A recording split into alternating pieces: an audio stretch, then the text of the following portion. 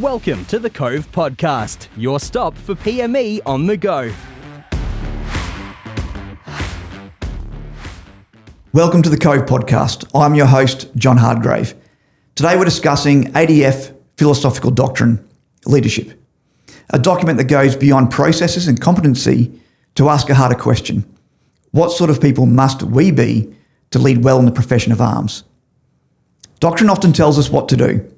This doctrine is a little different.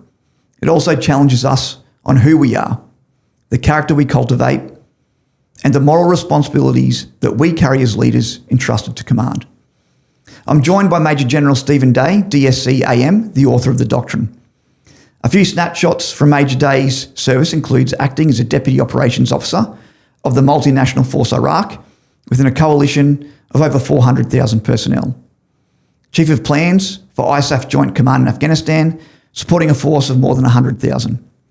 Later, serving as the Head of Cyber for Defence and the inaugural coordinator of the Australian Cybersecurity Centre. Major Day also led Australia's national drought response as a national drought coordinator, requested by the Prime Minister, responsible for a whole of government coordination during the prolonged domestic crisis in 2018. In this conversation, we'll explore why character sits at the centre of ADF leadership, how this doctrine should shape promotion, development and command, and what it demands of leaders, especially when things are the hardest. Major General Day, welcome to the Cove Podcast. Good morning, John. Thank you very much. We've had a quick snapshot of some of your career as part of the introduction. You were also the commander of 7 Brigade. You've also led in senior roles within the civilian world. Before we dive into the doctrine, is there any leadership experience, posting or job that stands out to you as being the most challenging and the most rewarding, and what you may have learned from that helped shape the doctrine? The most rewarding ones are easy. They're always the ones where you were commanding Australian soldiers. No greater privilege in life, in a working life. From being an OC to CO, brigade commander, wonderful experiences. The hardest, by a long way, was the war in Iraq. Why? The greatest competition in life is war. And we were coming second in that competition when I was there. And of all the competitions you don't want to come second in, it's that one. And we lost a lot of people, we lost around 1,000 killed in the time that I was there of our mob. About 4,000 wounded. And we were involved in the killing of many more thousands of our opponents, and there were a lot of innocent civilians lost their lives too. It was a tough period.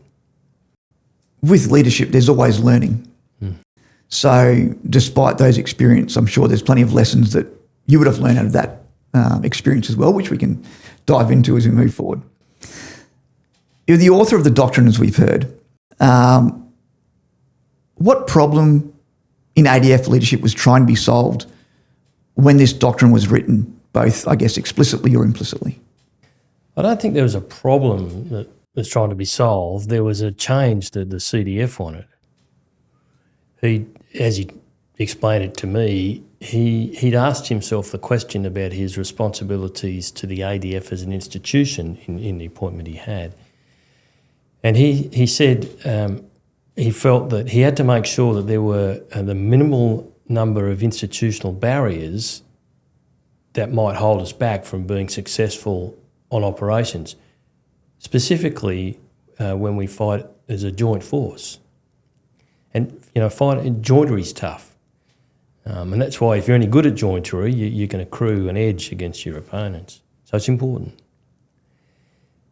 And one of the things he concluded was one of the institutional barriers was that the single services all had a different approach to leadership, a different understanding of leadership, and that actually created some problems. He saw them play out in his role. So he felt if we could get everyone to have a fundamentally shared understanding of leadership, how to think about it, then that'd be a good thing. It'd pay off in years to come.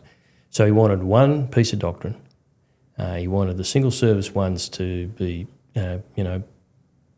put into the archives of history, but one that all members of the ADF were trained on from at ab initio institutions.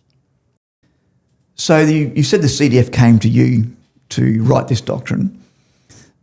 I guess the short question is why you, but was there any experiences or particular involvement that you've had that perhaps the CDF thought that you might be the best placed person to write this doctrine? Well, I think it was the Centre for Defence Leadership that made, approached me initially. And having said, yeah, I'll probably have a go. The CDF, because it was one of his priorities, wanted to chat to me. He and I knew each other very well, so he was very pleased, that I guess I could do it. I would do it. And why me? Well, I guess we'd have to ask him. They never explained that. But I had a broad experience of leadership and a lot of operational experience. I suspect that's why. I tell you what, I'd never written a book, and I don't think they asked me to do it because they knew I could write. That's fair. I guess how many edits did it take? Or we just don't go into that. Countless. Yep. But it's a good question though, because I think it's important to understand that I didn't sort of sit in a dark room like this one and just write it and then sort of, pass it out for it to be distributed. That's not how it worked. I thought actually, after sitting down chatting with the CDF, I thought, okay, this is a privilege, and I better not muck this up. And if you get it right, it's going to be helpful for future generations. And I thought the easiest thing for me to do to muck it up was to write it myself. So I got a coalition, I called them the Guiding Coalition, and I handpicked these people, but they were all from different services, but I knew they had an interest in leadership. They had a passion for it. And so I would do the drafts, and then I'd give it to this Guiding Coalition, and they grade my homework, and then a lot of changes were made. And then having got out the first draft, I then had to consult in a formal defence way with each of the services. But I also got around and spoke to groups of,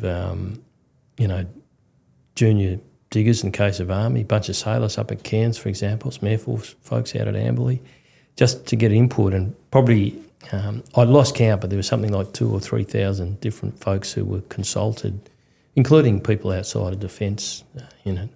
So a lot of edits. One of the interesting pieces at the very start of the doctrine is you write that the doctrine is applied whether you're leading 10 people or 10,000 people. Did you find it difficult to, I guess, cover that breadth of leadership, or are the principles the same no matter what? Because a general leading an army versus a section commander, some of the leadership's going to be different, but it's the underlying principles, I guess, that are the same. Did you find it difficult to write it to such a broad audience? I did find it difficult to write to such a broad audience because it had to land with Navy, Army and Air Force specifically. And each of those services, I'm sure anyone listening here has never indulged in any of these cultural instincts, but, for the Army often, it's not hard enough. For the Navy, it's too Army. And for the Air Force, it's too wary. And so you end up with this bit of this, never-ending circle, if you like. So that was sort of hard to thread your way through that. It wasn't so hard in terms of, 10,000 or 10, because when CDF and I sat down, we thought about who is the audience we're writing for. And what we decided, and he agreed, was we're going to write for our young people. When I say young, I mean our junior people coming in early on. So section commanders, in the case of the Army, junior, senior NCOs, and junior officers, lieutenants and captains. And we wrote it in a style that we hoped would be accessible to them. And we made sure it wasn't too long so that they wouldn't sort of give up partway through, hopefully. But to your specific question, the fundamentals of leadership don't change. You need to be a good character. You need to be professionally competent. Now, a general's competence is different from a section commander's competence, of course, but it's a fundamental requirement of the position you're in for you to be competent. And then you need to have an understanding of what makes humans tick. Those three things are the fundamentals of leadership that apply whether you're leading 10 or 10,000. In fact, they apply whether you're leading soldiers or whether you're in a civilian organisation. What does change is the context and the culture, and you need to be able to adapt to those. There are a lot of leadership qualities that are talked about throughout the doctrine, but they're not all easy to measure because a lot of it is the psychology of leadership. What's hardest to measure as a quality of a leader? And therefore, I guess what it would be then the hardest to reward as well. I suppose we don't so much measure those, perhaps, John, as we judge them. We judge them to exist or not in a fellow human being. And sometimes it's you can make that judgment really early by a single act. And I think of courage, for example. When you see someone do something that is courageous, whether it's morally or physically, you go, okay, that person's got courage. You can make that judgment. Other things I think take longer for us to make an assessment because you need to see a pattern of behaviour, and I guess integrity would be one of those. Australian soldiers have a really good bull dust detector. We know real courage when we see it. We know real integrity when we see it. And we know someone who's dishonest when we see it. So I actually think we judge those relatively easy. Some take longer than others to arrive at a conclusion. In terms of rewards, what's your thought there? So when we talk about reward, I guess we're referring to, I was going to say the end of year cycle when they're writing the PARs, and how is that recognised by both the followers and the leader's leader? Yeah, well, as you say, you've got that sort of end-of-year report. You've also got the commendation system and the more formal honours and awards system. But actually, I think the most important thing is, when you see one of your soldiers do the right thing, they're morally courageous, for example, or they've shown integrity over a long period of time, then you as their immediate leader should recognise it, and preferably publicly. And that goes a long way for our soldiers. As simple, well done, mate. And particularly if it's done in front of his teammates. It boosts their confidence, and you need confident soldiers because the game can be tough when you're overseas. The doctrine looks at sort of placing character at the heart of leadership and not as an adjunct to competence. So was that necessarily emphasised for a reason, or was it missing or at risk? I mean, character is incredibly important, but so is competence. So where do you weigh the two in, I guess, looking at a leader? Yeah, well, they're quite distinct. At least in my mind they were.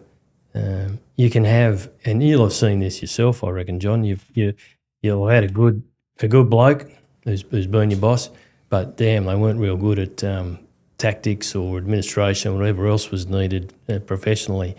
And you're happy, to spend time with them, but if you're in real harm's way, you'd probably prefer someone else. On the other side of the coin, there's quite a few folks that we come across who are professionally really good, but when it comes to character, they're bums, and you don't want to be led by them either. So the two things are important in really effective leaders. Why was it necessary to emphasise it? Well, beyond that it's important, there seemed to have been a drift in its emphasis. It was little mentioned in our doctrine. There was some in some doctrines, but it didn't have a sharp focus. And when you looked at the training in our ab initio institutions, both for soldiers and officers, if character development was part of the program, it had usually been subcontracted out to padres. Now, there's nothing wrong with padres. Padres are great, and they need to play a role in this character development. But by having our key leaders absent from, the teaching of character, and it's important to leaders. We were sending a subconscious message. So it was very definitely an endeavour to stop the drift away from the importance of character. We've all had leaders, I think, as you described, that might be great people but not so great at their job, and vice versa. They are intertwined, I guess, to make a good leader. Looking at tension, I guess, sometimes between institutional loyalty and moral courage, how does your doctrine help leaders navigate those situations? There shouldn't be an inherent tension between institutional loyalty and moral courage. I mean, mostly, what the institution is trying to do and asks us to do should align broadly with what we think is the right thing, mostly. Of course, sometimes it does come into conflict, so to speak.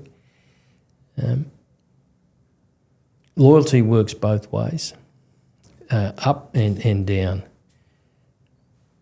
The way you demonstrate loyalty for your team is you make sure, if you're the leader, that the team's perspective, your organisation's perspective, your section's perspective on, the plan or what you've been asked to do is put on the table for the boss who's the decision maker. You need to continue putting your view until you believe that the boss actually understands what you're trying to say, and that might take several goes at explaining it. But once you're satisfied that the boss understands your perspective and then, makes his decision, then your responsibility is to own it and head on back down to the team and say, righto team, I know we think the right way to do this is do a right flanking, but the boss has got a different perspective. He's got responsibilities that are different from ours, and we're going left. And I'll tell you what, there's no one going to do a better left flank than we're going to do this time. It's very important for a lot of people to understand, I guess, the concept, if they don't already, that sometimes your plan's not the best plan, and if your boss has a reason to do it, then you back that boss 100% for that institutional loyalty to go, yep, this is the plan and we're going to execute it. Yeah, I think it's important to understand that, your boss has got a unique perspective. Well, he's got a perspective that will be different from yours, and he's got different responsibilities, and by the way, he's more accountable. So respecting the boss's position is important. We've heard some talk about different styles of leadership, and leadership styles can change depending on circumstances. I've often heard it said it's easier to lead in a crisis than in a business as usual business setting.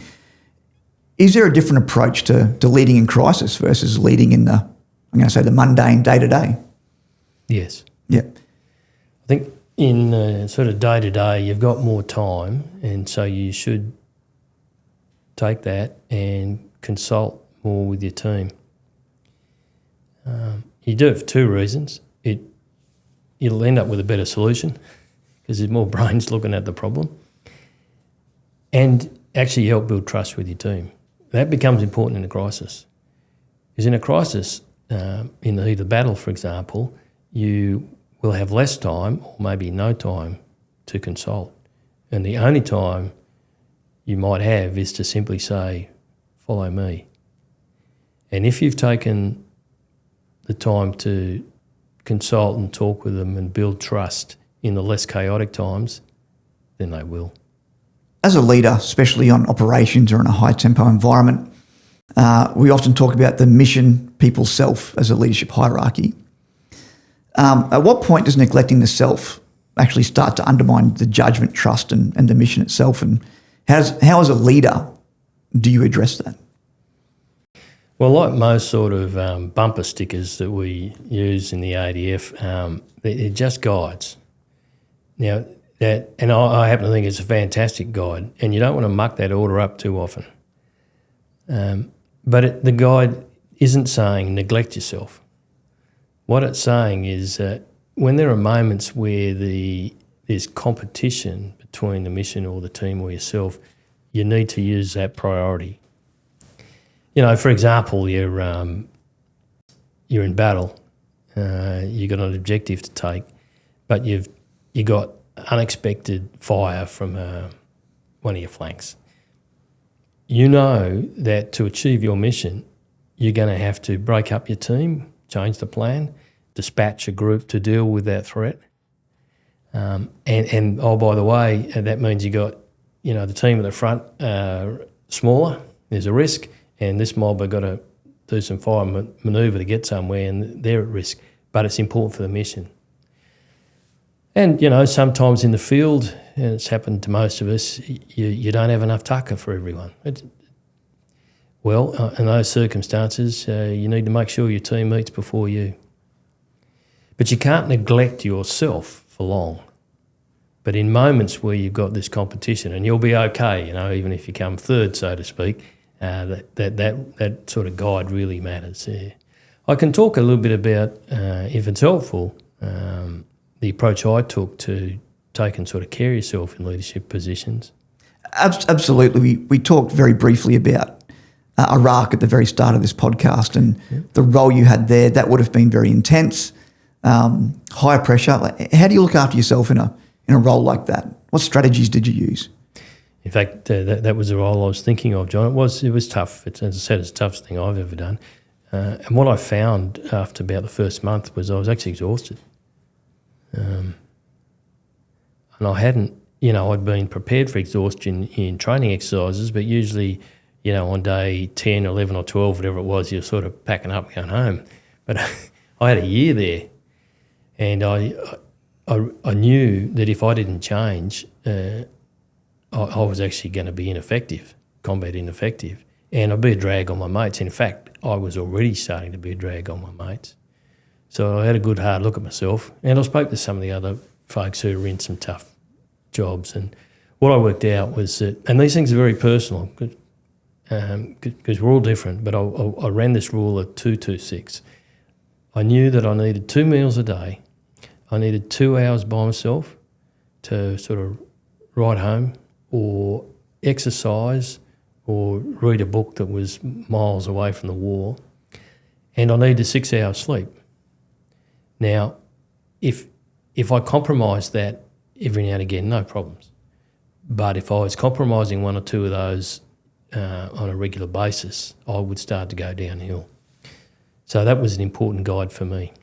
What would you say to a junior or mid-level commander who feels that stepping back to recover risks them being seen as weak or less committed?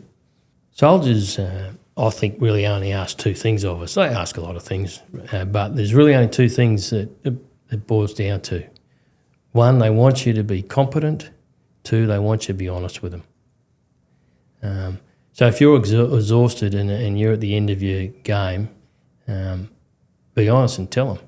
I don't expect you for it. Most of us have got, if you're a commander, most of us have got a second in command or someone who can take over for that extra few hours, whatever is the time you need. I think the other thing was a bit more philosophical, but you shouldn't be too worried about what people think of you. If you worry about what people think about you, then you're going to do things that are going to be aimed at trying to influence what they think about you. That's not a good way to be a leader. You've got to do the right thing. It's called leadership, not likership, for a reason, right? It doesn't mean you have to set out to be disliked, of course, but you just got to focus on what the right thing is. And if the right thing is you need to keep down for 6 hours, if that's the issue, then you need to do that. That self-care piece, I think, is incredibly important in those high-tempo environments. And thank you for sharing your story on that one. I'm sure it resonates with a lot of people. As you were discussing that, you weren't the highest boss in Iraq. Every leader has a leader, so you're also a follower. So I'm going to phrase this question a bit strange, but how does being a good follower, and what do you need to do as a good follower to be a good leader? Yeah, I want to emphasise the point you made at the start there, John. From the CDF down, we've all got a boss. So we better know how to follow, right? And most leaders' journeys, every leader's journey start with being a follower. Good followship is important. You need to respectfully comply with what your boss has asked of you. And we spoke about it a bit before, and there's a good reason for this, because mostly your boss will be more experienced, he's got more inputs, and he's got more accountabilities. You need to respect that. But being a good follower doesn't mean blind obedience, and that runs dead against our culture anyway. So when you see something you think's wrong, or you got a better idea, then speak up. You know, your boss will appreciate it. One of the challenges, of course, is going about that the right way, and you know, you learn with experience. Most of us get a bit better with that over time. So it's not blind obedience. It's compliance with things that are morally and ethically right, and non-compliance when things are morally and illegal. Sorry, unethical and illegal. Yeah, that's a great segue into, I suppose, looking at some of the moral challenges of leadership. As in, how should leaders reconcile loyalty to their boss or the institution with moral courage when the two come into conflict? We did speak, I think, a little while ago about there's a reason why moral courage is called courage, because it requires courage. There's no doubt about that, because it's asking you to stand up and say or do things that, you know, you may cop several different kinds of hell for saying or doing. Some folks confuse moral courage with zealotry, though. Moral courage is about saying what you believe to be right or doing what you believe to be right. And let's talk about it in the case of the institution, and I guess we've already touched on some of this, is you have an obligation to speak up and an obligation to believe that your position has been understood. What you don't have a responsibility to do is to prosecute and force change and keep speaking up until the boss changes their mind. I mean, unless it's unlawful or unethical, that's a different issue.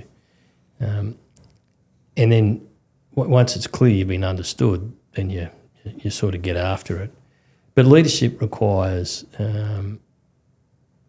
standing alone sometimes.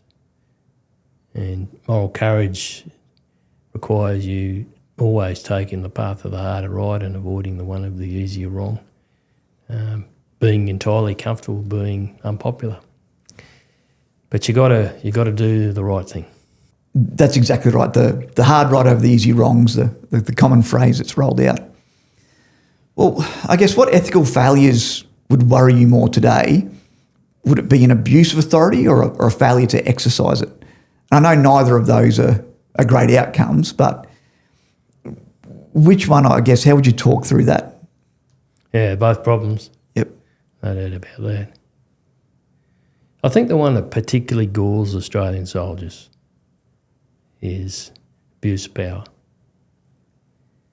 It galls me. There was an outstanding American general, General Colin Powell, had a sign on his desk. And it said something like, of all the qualities of those in power, restraint is the one that impresses the most. In my experience, if you want to really know someone's character, give them power. That's a solemn thought, actually, because sometimes it's not so easy to get back if you did. No, ain't that the truth? Yeah. You've talked about learning through your mistakes, and we all make mistakes. We were talking prior to the podcast about some of mine.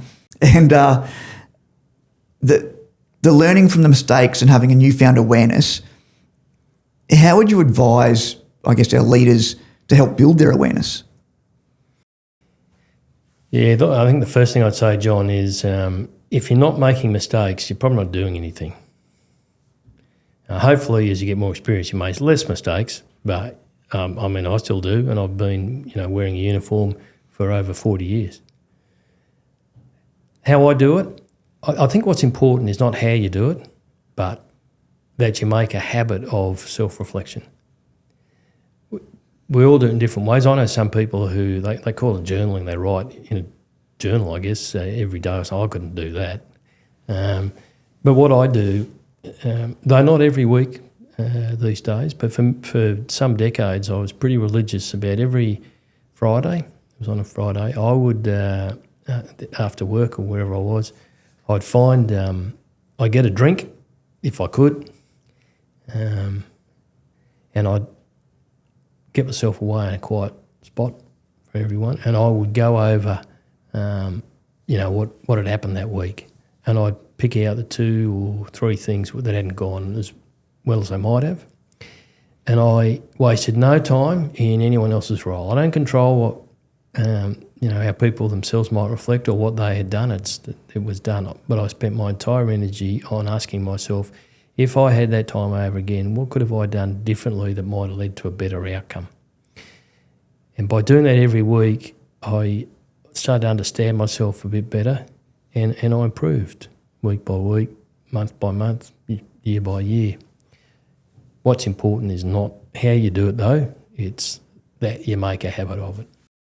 Is it a good practice to involve your peers? And I guess part of that review process or that building the self-awareness, or is it very much a personal thing that you need to work through yourself? Yeah, I wouldn't recommend peers as a sort of general idea. Sometimes that's good. I think it very much depends on the human being. I think most of us, if we certainly when I think about it, whose opinions do I really, really matter to me in life? There's only a handful of people. I'd go to them. Yep. The others, they've got opinions. And they're allowed to have them? Absolutely. And they're opinions for a reason. They're called opinions. That's right, yeah. But the ones who you trust, you usually trust because you think they know you. And don't go to someone who's just going to be affirming and saying you're great and all that. I mean, they're wonderful at times, but they aren't going to help you self-reflect. It's the ones who really are. I mean, a friend will tell you when you've missed the mark. That's what good mates do. They embrace you. They want the best for you. But when you fall short, they'll pull you up. You've talked about the reflection piece there, and we've talked about everyone makes mistakes. How do you not carry the burden or regret from failure? How do you work through that? Always try and do my best. Always commit, having made a mistake, to reviewing and learning from it. Always do my homework. Never get involved in ignoble activities. So as a young fella, like most of us, full of testosterone, you did some stupid things. I certainly did. And, what I learnt from those failures was not to get involved in those ignoble activities, fun though they might seem at the time. And always own my mistakes and own the mistakes of the team. I think it's important as a leader that, if the team, fail, well, that's you. That's the leader. Even if and as you get more senior, you might not have a direct involvement in some of the stuff, but ultimately you're the accountable person. And, Australian soldiers and sailors and aviators will follow you if you own your mistakes and you are accountable for the performance. It's a good segue, I guess, into leading teams. You've talked about the team having trust in you to own the mistake as part of the team. How do leaders establish trust in new teams? And often in defence, it needs to be done quickly. And the trust needs to be established with both the leaders and the followers. Is there any, part in the doctrine that you'd like to specifically call out that addresses, hey, this is how you might go about that? Yeah, there are some sections in the doctrine that talk about trust, particularly in the chapter in the leadership PAM on mission command. There's a bit of a section there. But I think the first thing to say, you're right, sometimes you've got to build trust quickly, but there's no shortcuts, unfortunately, to building trust. But when you're with a new team and you're the leader, the best way to start is someone's got to start, so you, the leader, should extend trust. Now, that sometimes that means taking a risk. Welcome to leadership. And sometimes someone's going to abuse that trust. No problems. Right that wrong. But 90% of the time, the subordinates the soldiers will appreciate it. Okay, he's trusted me to get this right, and it encourages him to get it right. I think the other element is we like our soldiers, all of us, to demonstrate initiative. It's a famous Aussie tradition. The Anzacs were real good at it. We like it. People will stop using their initiative if, when they do, and it fails, we as leaders use that as a chance to cascade them, to criticise. Okay, well then don't be surprised they stop using their initiative. So it's really important, I believe, to build trust and to encourage initiative, that when there is a failure, to say, and acknowledge it, let's not sort of ignore it. It didn't go well, but you had to go, which is what I like. But let's sit down now and have a chat about, if we got to do this again, how we do it better. You talk about initiative there, which is incredibly important, and you talked about how, I guess, Australians are famous for initiative. In the doctrine, you reframe it, I guess, as disciplined initiative, which I think is an excellent term. Instead of me butchering the explanation of it, I think perhaps if you could talk through what you see disciplined initiative is and how it applies. Yeah, thanks, John. So this is really, this part of the doctrine is about mission command. And one of the things that, the feedback we were getting, and certainly my personal experience, was that there was a bit of confusion about the execution of mission command in our army. Generally it was felt, well, if you're the boss, you just tell me what to do, and my rights and responsibilities are on how to do it, and you can bugger off.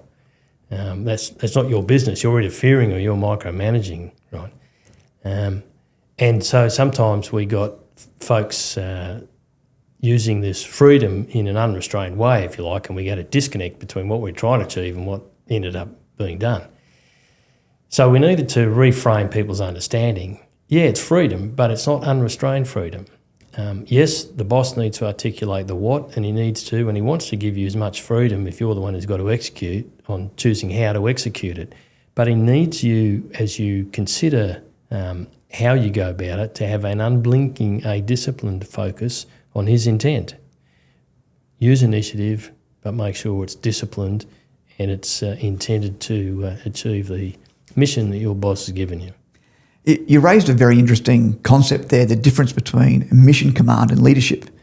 They're two fundamentally different pieces, and they've got their own doctrine as well. Do you want to talk through some of the fundamental differences where people might get confused between the crossover of leadership versus mission command? Yeah, you're right. So I think, simply put, leadership, and this is the definition we use, is the art of positively influencing your team to get something done, get the mission done. There are a variety of methods you can use to achieve that. Mission command is but one of them. There are others which might help a bit. You can be really detailed. You can write, even your section commander, you can write a 15-page set of orders that's going to, be extremely prescriptive. That's not mission command, but that's another way of doing it. And in some more senior roles, let's say you've got a mission that might be low tempo, but it's a really strategically sensitive mission, then you are going to be really prescriptive, because the risk of failure is, and the consequences of that are too important. Mission command is sort of at the other end of the continuum. You give you give concise and the shortest amount of orders necessary for your team to get on and do the job. So it is a method to help you with your leadership. Leadership's such a broad spectrum, and it's an art. You never stop learning it. I think if you stop learning, then you're dead in the water. The lessons you learn in leadership from the military, you've got incredible experience outside of the military in leadership positions as well. What are some of the differences and similarities of military leadership and leadership elsewhere? So when I was a major, I was posted to Malaysia for a year, and I worked under the direction of a really good Malaysian brigadier, really impressive fella. what I noticed was when he was talking to Malaysian soldiers, he was, by our standards, quite a bit indirect, but very effective, and it worked with the culture, the Malaysian culture, at least that time. And when he was talking to a group of us Western foreigners, he changed. He was much more direct in a way that really fitted and worked with us. What I learnt in time was the things that don't change, and we've already spoken about these: be a good human, character, know your job, professional competence, and understand how others tick. Some people call it EQ. It's a bit broader than EQ, but it helps you understand it, okay? But what does change is culture and context, and you have to adapt your approach depending on the culture and your context. So I, over the years, have been asked by some, civilian organisations and companies and things to sort of have a chat to them about leadership. And it's not a whole lot different from what we talk about in the military. So the fundamentals are pretty consistent. Culture and context change. You have to adapt, and not everyone wants to. If you've spent 30 years in defence and that's all you know, are there any tips on how someone might adapt? How do they translate that skill set outside of the military back into the civilian workforce? Yeah, this might not be helpful, but if you've spent 30 years and that's all you know, you've made a mistake. You need to broaden your networks and your understanding of the world around you. It'll actually make you a better soldier too. I got lucky in my career. Very early on as a junior officer, I was sent to an Army Reserve organisation. Now in those days, not many got sent to Army Reserve organisations, and the regular guys didn't want to do that because they want to be in their regular units. But the Army wanted to have better support for the reserves, and it also wanted the regular Army to understand the reserves better. So I worked, sent to the reserves as a young captain, and all the people around me had an extraordinary range of careers and interests. And I learned more from them in that I was only there a year, I think, than I had in the previous years I've been as a commissioned officer. They already learnt a lot. So that broadened me. When I was a lieutenant colonel, Defence wanted to better understand the Department of Foreign Affairs and Trade. So I was sent as the initial sort of liaison position into DFAT to, they asked me to do three things actually. They said try and understand how culturally DFAT thinks, try and make some friends, might be useful later in operations and things, and learn how to speak Indonesian. I probably did better at the last than the first two, but anyway, it helped me, broaden me. So get out there and try different stuff. Don't always be chasing Army courses. If there's a civilian course out there that's going to help, the organisation and you, that'd be one to chase after. I don't know whether I've answered your question though, John. You have, and I think listening to your conversation then around when you've also talked to civilian organisations about leadership, it's important to recognise, I guess, and we've brushed briefly over it, the role of a mentor for a leader as well. Leaders still need leaders. Leaders still should learn. Can we just talk through perhaps briefly the role of a mentor for a leader, and if you're a junior leader or a senior leader, the role that a mentor might play to help you become a better leader? Yeah, and I think the ADF is really maturing in this area of mentoring. It wasn't until I was a brigadier that, it was sort of more commonly spoken about or started to become more commonly spoken about in our Army. So it was about 2000 and, I can't remember now, 5, something like that. The thing about mentors is it's a safe space to have difficult conversations, because they're not there to, they don't assess you, they don't determine whether you get the next role or not, they don't write reports on you. They're there to share their wisdom. My advice, and I've been a mentor and also a mentee, and what I'd say to folks is the mentor-mentee relationship works best when you choose the mentor. Don't choose someone just like you, though, because you're not going to grow. And when you actually commit to a regular pattern of catch-ups, it's no good meeting, having touch base with a mentor once a year or something. That's just a sugar hit. That is unlikely to help you grow. So a regularity, I believe, is important. And for you to feel comfortable talking about your failings and what worries you, what you're frightened of, the areas you need to improve, difficult decisions you got to make. I mean, there should be no boundaries, if you like, but you need to get down to the real gritty stuff if you're going to grow. So you've talked about the enormous amount of leadership experience you've had, mentors and mentees.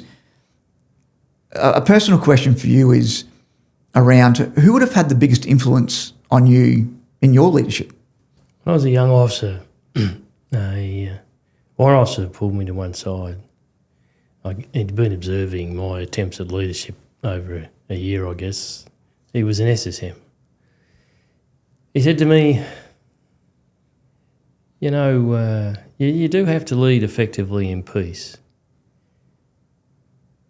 He said, but your acid test is in war.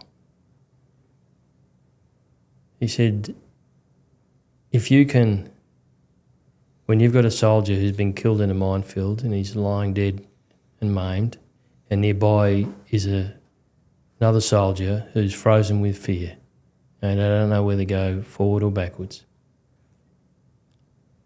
And if you can go up, even though you'll be fearful yourself, walk up to that soldier and say, follow me, then you'll be fit to lead Australian soldiers. And that advice always stayed with me. And he was a Vietnam veteran. And whenever I fell, as a junior officer and a major and a lieutenant colonel, it was always the senior NCOs who were there to sort of pick me up and give me guidance. So the group that has had the biggest influence on me, and I believe, they do on the majority of officers, are our senior NCOs, particularly in those early formative times. But I've also, when it comes to command, I've learned from some of our greats. From General Murray Blake, I learned about courage. From General Mark Evans, I learned about character. General David Hurley, I learned about decision-making. We've had some crackers. The relationship between the senior NCOs and the junior officers, I guess, can't be understated. We're matching experience versus, I guess, the academic pursuit of leadership together for the right outcome. Yeah, that's right, John. That's a nice way to put it. And I think most junior officers, when you go to Duntroon or ADFA, you're told, the importance of senior NCOs, so most of them get it. I just want senior NCOs to know the other side, that you are really important in shaping the behaviour, the attitudes, the leadership qualities of our officer corps. It's a significant responsibility. So as we come to the end of our time on the podcast, if our listeners were to take away one key learning from the discussion, and I acknowledge there's going to be more than one, what would you choose? What would it be? Be courageous. You've got a good idea. You think there's a better solution. You think this is wrong. You want to show compassion. You believe in hope. Unless you have the courage to speak up and have your voice heard, or the courage to act, then all those things are just thoughts. Well, thank you very much, sir, for appearing on the Cove Podcast. Until next time, this is the Cove. Thanks for listening to the Cove Podcast. Explore our channel for more great audio PME content. Also, visit us at cove.army.gov.au for hundreds of additional resources. The Cove, the learning home of the Australian profession of arms.